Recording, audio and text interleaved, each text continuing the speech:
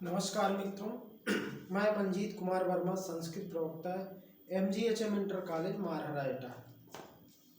तो आज हम जूनियर में 6, 7, 8 वालों के लिए हम पढ़ाएंगे शब्द रूप।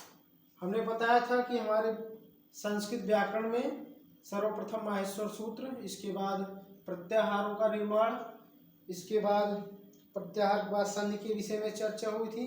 संधि जो है जूनियर में स्वर संधि और छिटपुट कक्षा 8 में जैसे व्यंजन संधि थोड़ा बहुत है तो हम इंटर में पढ़ाएंगे तो उसमें कवर हो जाएगा। आज हम एक नए टॉपिक के रूप में शब्द रूप के विषय पे चर्चा करते हैं। शब्द रूप के बाद हम धातु रूप पे चर्चा करेंगे। शब्द रूप, शब्द 5 प्रकार के होते हैं। शब्द कितने प्रकार के होते हैं? शब्द 5 प्रकार के होते हैं। 5 प्रकार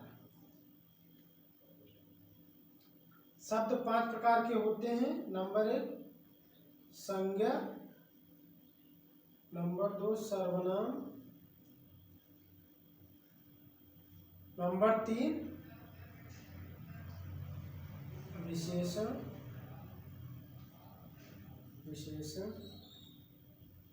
नंबर 4 क्रिया,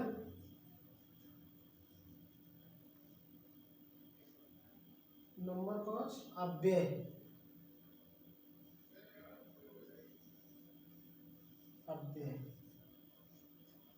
शब्द ये 5 प्रकार के हैं: संज्ञा, सर्वनाम, विशेषण, क्रिया और अव्यय। और संज्ञाएं 6 प्रकार की होती हैं। हमको केवल आज संज्ञा के विषय में बताना है। शब्द रूप में संज्ञा के रूप कैसे चलते हैं, आज केवल हम संज्ञा के रूप में पढ़ेंगे। संज्ञाएं कितनी हैं? 6 हैं। हमारे सिलेबस में जो मुख्य हम उन पे चर्चा करेंगे। संज्ञा कितनी है? 6।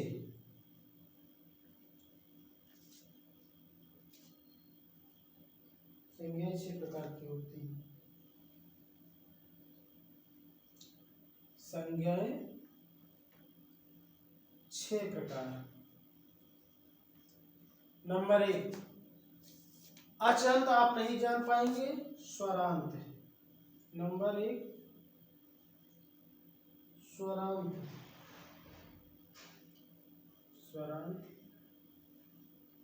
पुल्लिंग,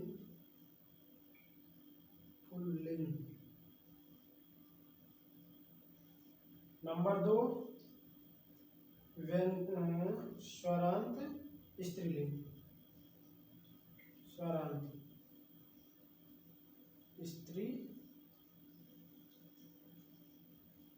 लिंग।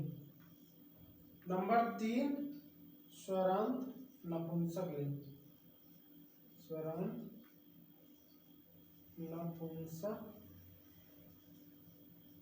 लिंग, अब इसी प्रकार से व्यंजनांत में आ जाइए। 3 स्वरांत के हो गए, 3 व्यंजनांत के। 4 नंबर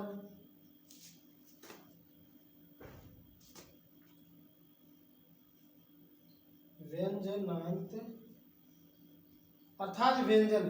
ये तीनों हो गए स्वर से अट। स्वर का मतलब यहाँ आजंत भी लिख सकते थे, आजंत पुल्लिंग। आजंत का तात्पर्य अच अर्थात आ, ई, उ, री, ली, ए, ओ, आई, औ। ये जो 9 स्वर है संस्कृत में, इनसे अंत होने वाले। अब जैसे अभी बताते हैं। व्यंजनांत पुल्लिंग हो गया,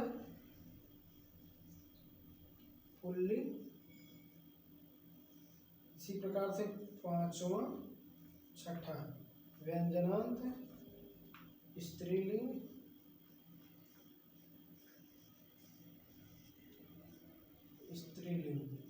और इधर हो जाएगा नपुंसक लिंग,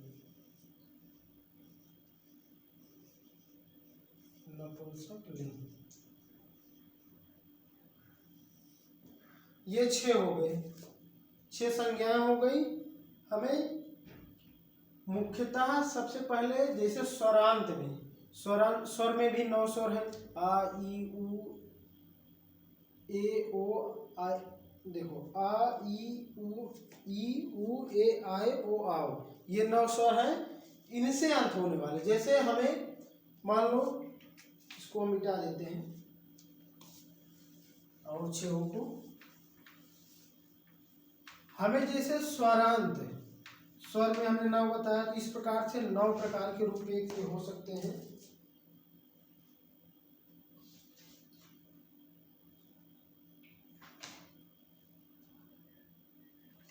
हाँ, जैसे स्वर में ये स्वरांत कह दिया, स्वरांत पुल्लिंग में 9 प्रकार से हो सकते हैं। क्यों?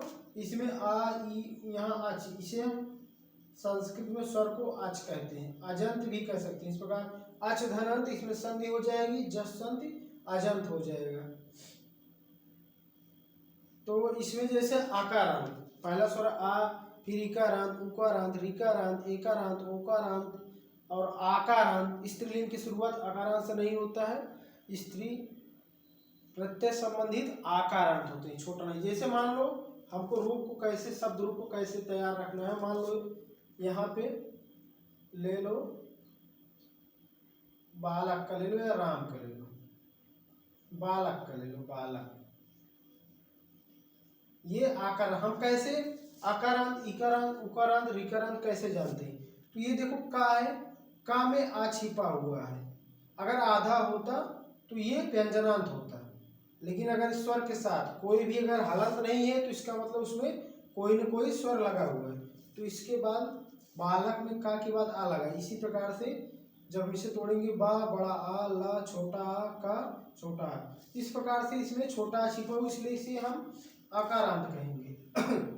अर्थात आ से अंत, आकार से अंत, आकारांत। इसी प्रकार मान लो कोई और शब्द है, जैसे बालिका, आकारांत स्त्रीलिंग, ये आकारांत बालक पुल्लिंग में आता है, वैसे बालिका हो जाएगा आकारांत स्त्रीलिंग। और फल, ज्ञान, ये सब, पुस्तक, ये सब आकारांत नपुंसक लिंग हो जाएंगे। तो हम सबसे पहले आकारांत पुल्लिंग एक बताते हैं।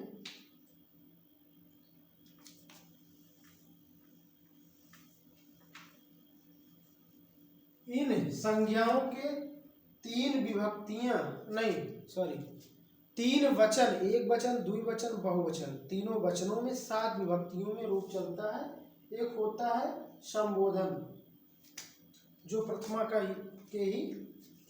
के ही तरह होता है।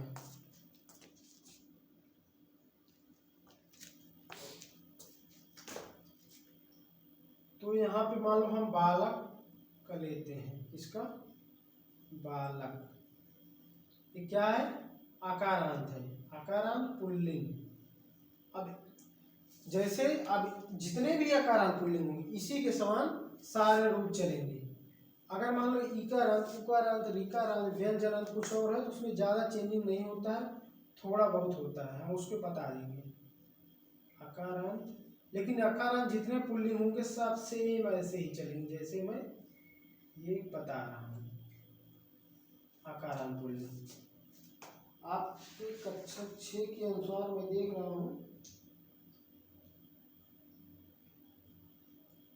आकारांत आकारांत आकारांत तीनों दिए हैं,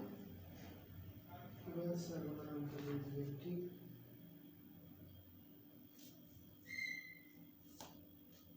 हाँ, बालक सबसे पहले आकारांत, हम पहले यहाँ लिख लेंगे वचन,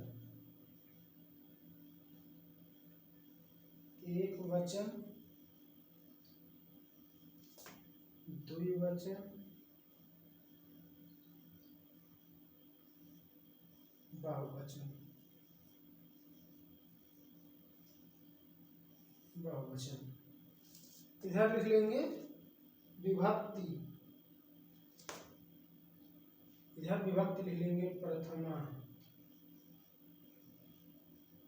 प्रथमा, यहाँ विभक्ति लिख देंगे विभक्ति, ये हो गया प्रथमा, द्वितीया,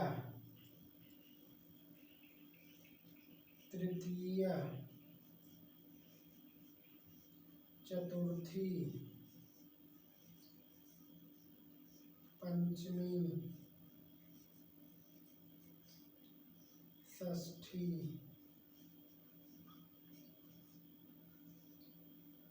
सप्तमी। एक होता है संबोधन। संबोधन मतलब हम जब किसी को संबोधित करते हैं तब इसका प्रयोग होता है। जैसे किसी को बुलाना हुआ, हे राम यहाँ आओ।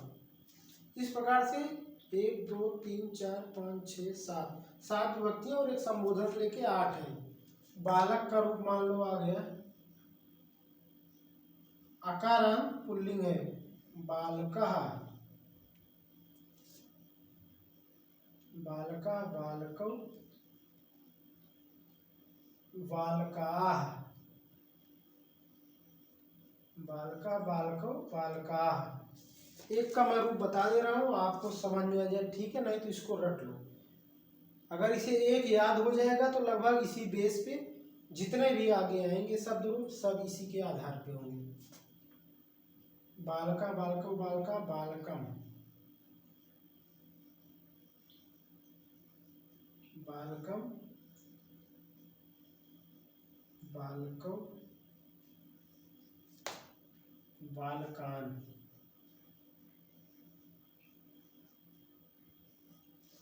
बालकेन,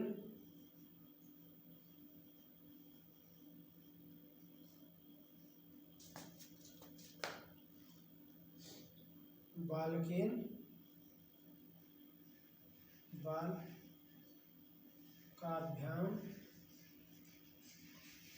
बालकैः, कई बालकों के द्वारा, बालकैः।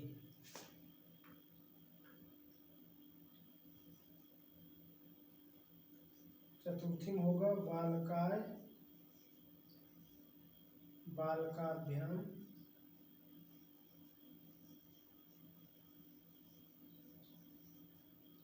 बालकेभ्यः, बालकेभ्यः, बालकात्,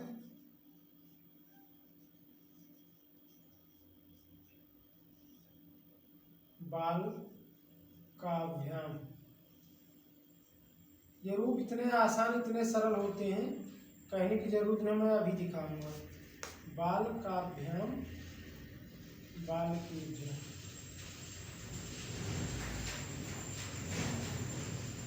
बालकेभ्यः, बालकस्य, षष्ठी का हो गया,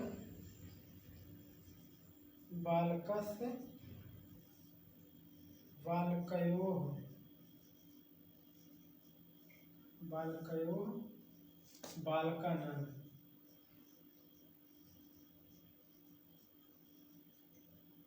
बालकानां। जगह का भाव है लेकिन ठीक है। बालके,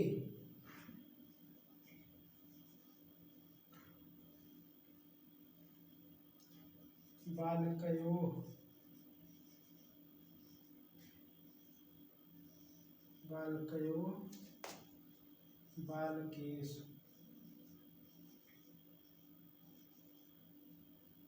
बालकेषु।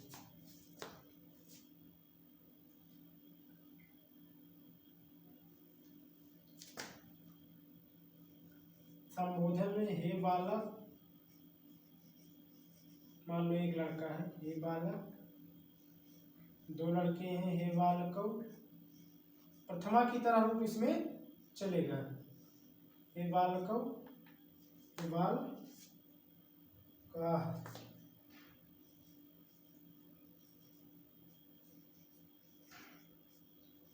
हे बालकाः। 3 बालक, ये संबोधन का चिन्ह है।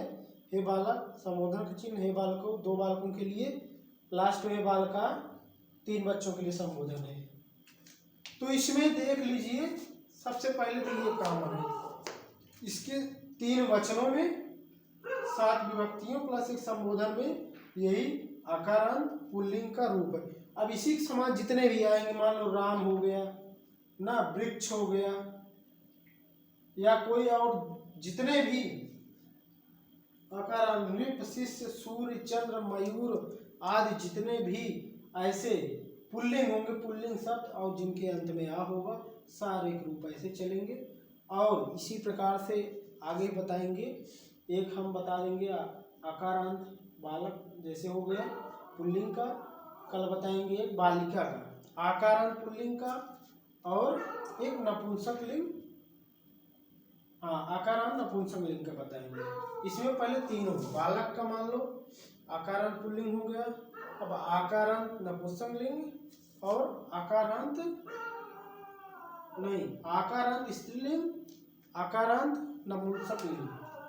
तो इसमें देखिए याद करने का सबसे आसान तरीका, एक मान लो याद कर लो, ये दोनों कॉमन है, बालकों बालकों, ये तीन कॉमन है, बालकाभ्यम बालकाभ्यम बालकाभ्यम, यहाँ तक। ये इधर बालकेभ्य बालकेभ्य, दोनों में वही है। इधर बालकयो बालकयो, दो बार वही है। ये हे बालक हे बालको हे बालका, इस तो ऊपर वाला प्रथमा का ही, इसलिए इसमें कोई ज़्यादा दिक्कत नहीं होना चाहिए। अगर समझ में आ रहा है ठीक है, नहीं आ रहा है तो भी इसे रट लीजिए, याद कर लीजिए, एक बार लिख लीजिए इसे। फिर इसके आधार पे जो जो थोड़ा बहुत चेंजिंग कहीं इसमें आएगा, तृतीय में आएगा, चतुर्थी में आएगा, पंचमी षष्ठी में आएगा, तृतीय और षष्ठी सप्तमी द्विवचन में, और इधर बहुत कम परिवर्तन आता है, आगे आने वाले रूपों में बताऊंगा। शब्द रूप जैसे पूछ लेता परीक्षा में, कैसे पूछेगा, पूछ लेगा बालक के पंचमी विभक्ति द्विवचन का रूप लिखिए। अब हम याद कर रहेंगे, जानते रहेंगे, तभी जानेंगे। पंचमी विभक्ति का एक वचन होगा बालका, द्विवचन होगा बालकाभ्याम, बहुवचन होगा बालकेभ्याम। इसी प्रकार से परीक्षा में पूछ लेगा बालक के प्रथमा विभक्ति बहुवचन का रूप लिखिए, या ऐसे दे देगा बालका किस विभक्ति और किस वचन का रूप है। तो हमें जब हम जानते रहेंगे इसी प्रकार से तो ही हम लिख पाएंगे परीक्षा में, और इस प्रकार से हम अच्छे से अच्छे नंबर ला सकते हैं। तो आज का वीडियो ये जूनियर के बच्चों के लिए है। तो यहीं पे यही चीज़ इंटर में भी है सेम, इसमें कुछ कोई खास परिवर्तन नहीं है, क्योंकि कक्षा 12 में भी यही सब रूप चलेंगे। बस यही है कि 6, 7, 8 की अपेक्षा उसमें कुछ ज़्यादा दे दिए हैं। जैसे संधि में ही कक्षा 12 में सभी संधि हैं, स्वर संधि, विसर्ग संधि, व्यंजन संधि, तीनों दे दिया है, लेकिन 6, 7, 8 में कुछ कुछ दिए हैं उसमें, उसको थोड़े थोड़े अर्थात जिस प्रकार से हम धीरे धीरे ऊंचाइयों कक्षा में आगे प्रवेश करते हैं, उसी प्रकार से हमारा सिलेबस भी डीप मतलब गहन अध्ययन और थोड़ा से विस्तार की ओर बढ़ता जाता है। इस प्रकार से आज हम वीडियो को समाप्त करते हैं। धन्यवाद।